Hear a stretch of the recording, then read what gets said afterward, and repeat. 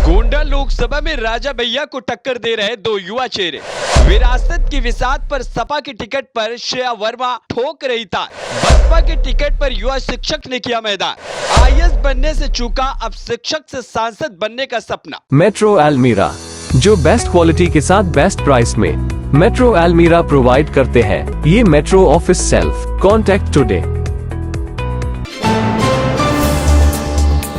उत्तर प्रदेश की hot Lok Sabha seat Gonda से कीर्तिवर्धन सिंह उर्फ राजा भैया तीसरी बार भाजपा के टिकट से चुनावी ताल ठोक रहे हैं। 2014-2019 में उनका मुकाबला अनुभवी नेताओं नंदिता शुक्ला और पंडित सिंह से था, लेकिन इस बार का गणित एकदम अलग है। राजा भैया को टक्कर देने के लिए इस बार दो युवा मैदान में हैं। इंडिया गठबंधन से पूर्व मंत्री बेनी प्रसाद वर्मा की नातिन श्रेया वर्मा की चर्चा तेज है, क्योंकि उनके साथ सपा का यादव मुस्लिम और खुद उनकी जाति का वोट बैंक माना जा रहा है।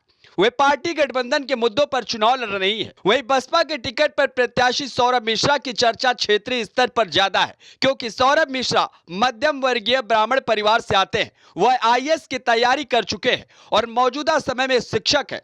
सौरभ जिस वर्ग से आते हैं उसकी संख्या लोकसभा में सबसे ज्यादा महत्वपूर्ण है। साथ ही उनके साथ बसपा का कोर वोट बैंक भी है, जिसके चलते भाजपा की टेंशन बढ़ी हुई है। सौरभ मिश्रा का कहना है कि गरीबी, महंगाई, बेरोजगारी ने हर किसी की कमर तोड़ रखी है। सौरभ मिश्रा ने मोदी सरकार की नीतियों पर तो सवाल उठाई। भाजपा प्रत्याशी कीर्तिवर्धन सिंह राजा भैया को भी निशाने पर लिया है। आपने जो बोला सारी बातें एकदम सत्य हैं, उसमें थोड़ी सी संशोधन है।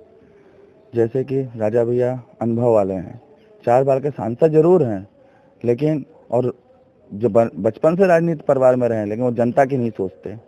वो राजनीति में ही खाली इसलिए हैं कि वो अपने धन को और उसको अपने साम्राज्य को बचा कर रख सकें।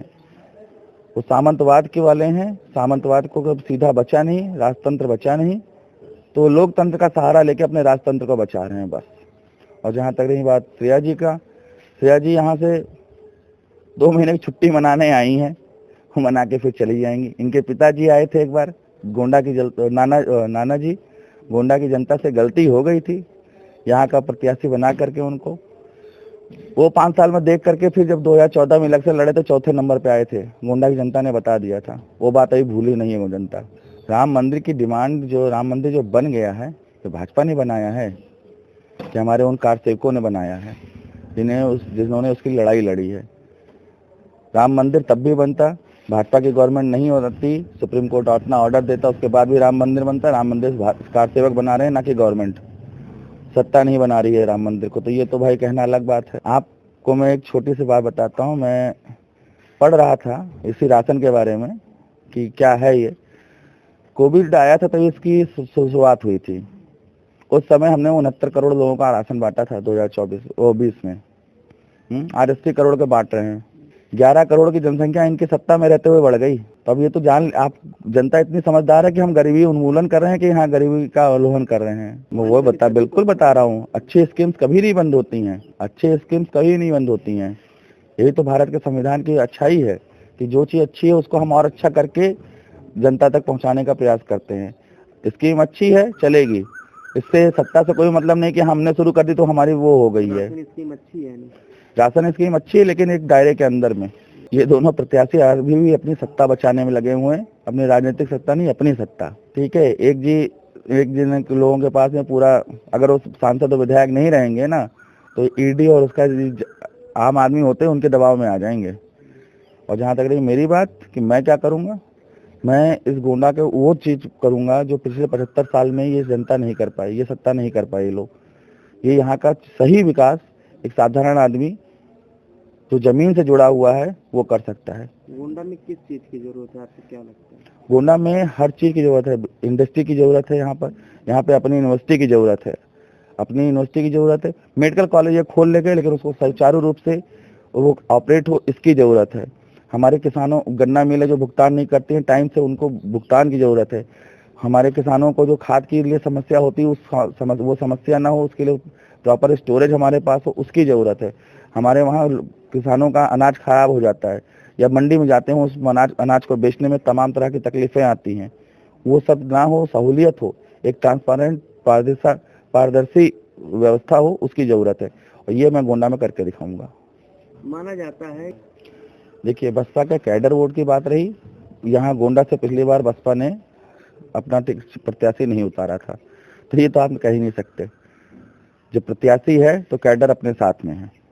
पिछली बार प्रत्याशी नहीं था, हमारा कैडर लोगों का इधर उधर हुआ था। अब की प्रत्याशी है, उन तक ये बात पहुंच चुकी है और जहां मैं जाता हूं वहां जोर शोर से मेरा स्वागत होता है। जहां तक रही बात आप बोल रहे हैं मुस्लिम वोट, मुस्लिमों का भी पर्याप्त समर्थन मुझे मिल रहा है। पूर्व विधायक जलील खान जी, माननीय जलील खान जी के सुपुत्र बन्ने खां के, नाती बन्ने खां जी के, ये सब लोग हमारे साथ में बराबर चल रहे हैं। इसका मतलब मुस्लिमों का भी सपोर्ट। और ऐसा नहीं है मैं क्योंकि धर्म पे, मैं जात पे तो वोट मांग ही नहीं रहा हूँ। मैं खाली ब्राह्मणों से एक चीज कह रहा हूँ कि एक ब्राह्मण आपके पास मिला है यहाँ पे हमेशा, वो चाहे जिससे आपके 20 साल में यहाँ पे किसी को भी सत्ता के लिए उभरने नहीं दिया गया। राजनीतिक प्रवेश में कोई दूसरा उभर नहीं सका। सौरभ मिश्रा ने भाजपा सरकार पर हमला बोलते हुए जनता से अपील करी कि अगर वे चुनाव जीत सांसद बनते हैं तो वे गोंडा में वे अपना काम करके दिखाएंगे, जो मौजूदा सांसद इतने बार सांसद बनकर नहीं कर पाए। के लिए उभरने नहीं दिया गया। राजनीतिक प्रवेश में कोई दूसरा उभर नहीं सका है, वो चाहे जनरल ओबीसी रहा हो, चाहे जनरल कैटेगरी से आ रहा हो। यहाँ पे एक सीमित उसमें दायरे में रहकर राजनीति रह गई है। आपको किसी का वोट बैंक बनने की जगह आप अपने दिमाग से सोचें, 10 मिनट सोच करके तब जाएं वोट देने कि आपके लिए कौन बेनिफिशियल है। पहली बात। दूसरी बात ये कि एक इंसान खड़ा हुआ, उसका साथ दे सकते हैं, साथ दीजिए, कम से कम विरोध तो ना करिए। मैं जनता के बीच में जाता हूं तो उनके पास चलते समय एक सवाल छोड़ के आता हूं बस, कि आपके पास 3 प्रत्याशी हैं, आप बैठिए, जात धर्म उससे ऊपर उठ के इस सवाल पर विचार करिए कि आपको किसके जीत होने से आपको सहूलियत है, किस तक आपकी पहुंच है, किस तक आपकी पहुंच नहीं है। से पहले क्या करते थे? चुनाव लड़ने से पहले मैं छोटे मोटे सामाजिक कार्य कर लेता था। मेरा एक अपना स्कूल है, उसको प्रॉपर पढ़ा रहा था, चला रहा था। उसकी क्योंकि शिक्षा को मैं बहुत जरूरी मानता हूँ, तो उसका कहते हैं ना शैक्षिक स्तर को सुधार रहा था। पढ़ाई लिखाई आपकी कहाँ से? मैं एमएससी इन बायोटेक्नोलॉजी हूँ। मैंने 3 बार आईएएस की मेंस लिखा है, 1 बार इंटरव्यू फेस किया है। ऊपर वाले की उससे कुछ नहीं जा पाया था, नहीं हो पाया सिलेक्शन। उसके बाद मैं राजनीति अपने स्कूल चला रहा था, उसके बाद मैं राजनीति में। लोग आ गए। बिल्कुल, जो लोग आते हैं वो समझ चुके होते हैं कि जो लोग राजनीति उसमें आना चाहते हैं उनमें से 60% लोग ये समझ चुके होते हैं कि जो बदलाव जो सुधार, क्योंकि जो आईएएस बनते हैं वो बहुत मेहनत करके बनते हैं, वो सामाजिक परिवेश को बहुत अच्छे समझते हैं और वो ये चीज समझ चुके होते हैं कि इसमें परिवर्तन करने के लिए हमें राजनीति में ही जाना पड़ेगा, कि राजनीतिज्ञ हैं वो हमको खुली छूट नहीं देंगे कार्य करने की, इसलिए वो आते हैं। मैं गोंडा की जनता से फिर वही इकलौती जो आखिरी अपील करता हूँ वही करूंगा, उस इंसान को जिताने का काम करें जो आपके काम आ सके, जिसके पास आपकी पहुंच हो, जो आपसे जुड़ा हो। इस पे मत जाइए कि आप किस पार्टी से हैं, किस धर्म से हैं, किस रात उससे हैं, या आप बस इतना ढूंढिए कि आपके लिए कौन फायदेमंद है। ये मत ढूंढिएगा कि हाँ फलाने ये हैं, फलाने वो हैं, हम इस जात से हैं बस। फिलहाल सियासत में पहली बार कदम रखने वाले सौरभ मिश्रा पर उनका समाज और जनता कितना विश्वास दिखाती है, ये नतीजे से सीधा जाएगा। लेकिन ये तय है कि आईएएस बनने से चूकने वाला शिक्षक सांसद बनने के पथ पर निकल चुका है। Bureau report, NDTV Bharat.